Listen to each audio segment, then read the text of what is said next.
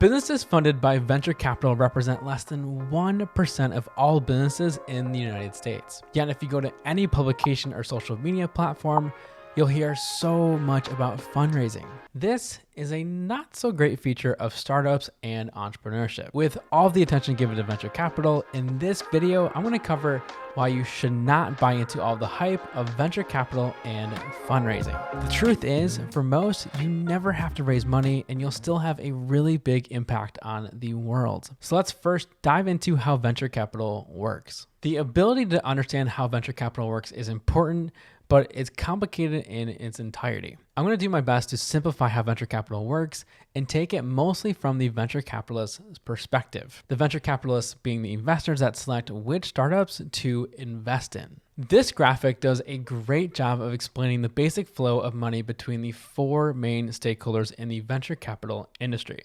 entrepreneurs, venture capital investors, investment bankers, and private investors. For clarity's sake, private investors are also known as limited partners or LPs who invest into venture capital funds. In this graphic, you can see the simple flow of money between all the different stakeholders. The main concepts to take out of this graphic is that VC funds receive their funding from two main sources: private investors or LPs, and investment bankers that operate in the public markets. LPs are similar to angel investors, and investment bankers are the people that you would think of when you think of Wall Street. Both are looking for venture capitalists to make money back from startups through exits of some sort, typically through acquisitions or an IPO. This is why VCs are so incentivized to have exits and IPOs. It allows them to return funds to the people that funded them and continue working as investors. If VCs don't return money to the people that funded them, well, they're out of a job and there's a good chance they're starting a new type of career. Let's now talk about how returns are gathered and how much return is needed for VCs to be successful. The very basic number is that for a seed or early stage fund, they need to have tripled or quadrupled the fund size. So for example, if a VC has a $50 million fund, they have to invest that and return anywhere between $150 to $200 million to be successful. Typically, that's over a 10-year period. Almost all funds have a 10-year lifespan. To receive that $150 to $200 million, typically it's only a few companies that return the majority of that money. So if the investor invests in 50 companies, only 3 of them will give them a significant return. Half or more of the ventures won't return anything and just go bankrupt, while a few others will give a little back, maybe double or triple the original investment. According to Horsley Bridge, an LP in one of A16Z's funds, who are some of the best investors in the world, here's a breakdown of the return of one of their past funds between 1985 and 2014. 6% of the deals produced 60% of the returns. Half of the investments lost money, and out of 10 companies, only 2 are returning 7x or greater. To show you more explicitly, let's continue with the idea of having a $50 million fund. Let's say we follow the same ratios as this fund did. Here's what the breakdown would be if we invested $2.5 million in each of those companies. This venture math would only return 2.4x a return on the fund, which for a seed fund isn't that great. Ideally, we'd like to at least get to a 3x of a return. The ratio of exits we used is probably for a little later stage of a fund than the typical seed stage fund, so a 2.4x return on the fund isn't necessarily bad. You can see in this example of what the value of having a 10x return is. In just one investment, it returns the fund, and the risk portfolio of the fund is significantly upgraded. The ability to have one single investment return the fund is a high value proposition. It's why it's a good question to ask yourself when it comes to approaching the right investors for your startup. If you are considering venture capital, do you think your startup can potentially return the entire fund of your investor based on their small investment in your startup? With all these returns in mind, we also need to keep in mind that timing is crucial. If this return all comes 20 years later, it's not as valuable as if it came in year 10 instead. The sooner the return of capital invested, the better. As Doug Ludlow, the CEO of MainStreet.com puts it, VC funding is like rocket fuel. It wants you to accelerate your venture and shoot to the moon. If the rocket doesn't react well with the rocket fuel though, the rocket, your startup, will explode and shut down. VCs want to move as fast as possible and shoot for the moon. The way the traditional venture math works creates this dynamic which causes some companies that would be wonderful ventures without venture capital to eventually shut down because they are not on the growth trajectory that is accessible to VCs. It's better for a VC to cut losses early rather than continuing to invest in a company that isn't growing fast enough. It's why if you are considering raising money from venture capitalists, you should be very careful. With that, let's jump into why venture capital gets so much love and why all this love isn't right. If you ever read news in the business section of a publication or even just go on the internet to learn more about what is happening in the startup world, you'll commonly see one particular common thread: fundraising announcements. You can go on Twitter, TechCrunch, or spend time at any entrepreneurship support organization and you'll consistently hear about fundraisers like they're a finish line.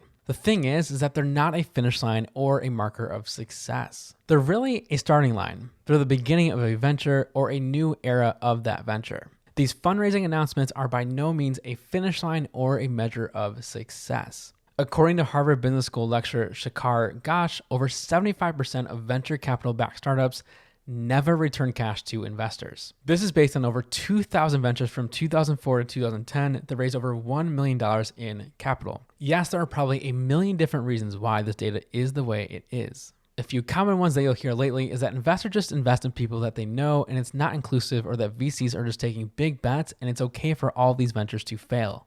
We want to swing for the fences. Both of these reasons can be true and probably are true. However, why are investors the gatekeepers to innovation, and why do we only need to hit home runs every single time? A home run in the investor world is just selling a company for large multiples or having an initial public offering. The last time I checked, the ability to hit a triple, a double, or even a single isn't a bad thing. Getting on base is what matters. Why do you like him? Because he gets on base. What is this?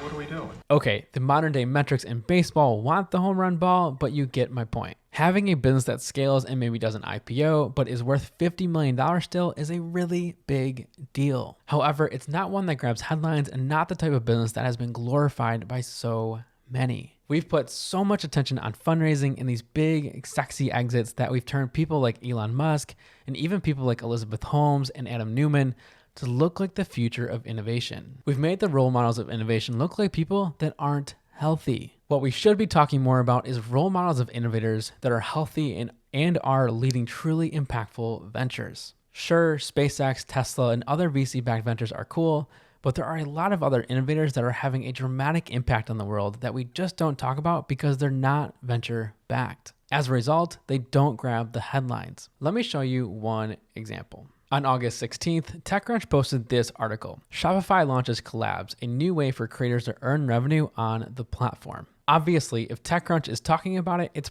probably something worth paying attention to and is meaningful. This article is interesting because it's another sign that more and more companies are shying away from using ads on Facebook and other social media platforms with the new privacy laws going into effect. It's a sign that more creators are going to be paid well with sponsored content. As some would think about it, it's a win for the little guys. We're not going to dive into this subject in this video, but it's definitely important to keep an eye out for it and how this impacts the future of advertising. If you don't know Shopify and its history, Shopify is an e-commerce company that allows merchants to sell their goods and products online. Truthfully, Shopify is a really wonderful service and product. I used it at my last startup and it does make life easier. It's a venture-backed company that raised over $122 million and is now a publicly traded company. That's all fine and dandy. TechCrunch missed an important opportunity earlier though. Back in June, ConvertKit, a non-VC backed venture that is currently making over $30 million per year in revenue, launched a very similar feature for creators, the ConvertKit Sponsor Network. The ConvertKit Sponsor Network currently pairs creators with over 10,000 email subscribers to brands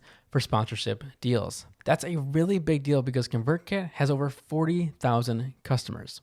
That's 40,000 creators. The amount of press ConvertKit received for this, you probably guessed it, 0. Not even a college blog wrote about it. And let me tell you a little bit of how ConvertKit is operating right now. When a lot of companies are laying off staff because they didn't take care of their burn rate well enough or just didn't make enough money to support the venture, ConvertKit is doing the opposite. They're continuing to grow and hire. ConvertKit is a profitable company, one that gives a profit sharing commission to every employee twice a year and is a remote first company. ConvertKit sure seems like what the future of innovation entrepreneurship really is. It's sustainable, profitable, and impactful growth. It's a venture that is owned by its community and staff. It's a company with a mission and is led by healthy leaders. They're not the only ventures like this either. Transistor, MailChimp, and 99% of the rest of businesses in the United States never raise venture capital. Yet, it always feels like we're optimizing and hearing about the 1% of ventures and holding these founders of these ventures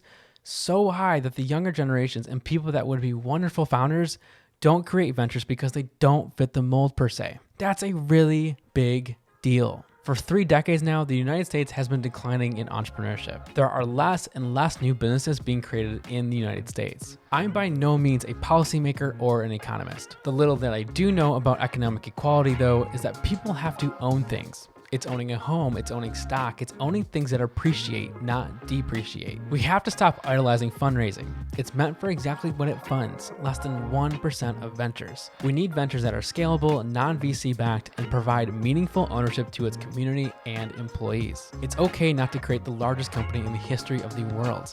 Heck, it might even be better that you don't create the largest company in the world. All you have to do is create a healthy, impactful venture. Don't buy into the hype.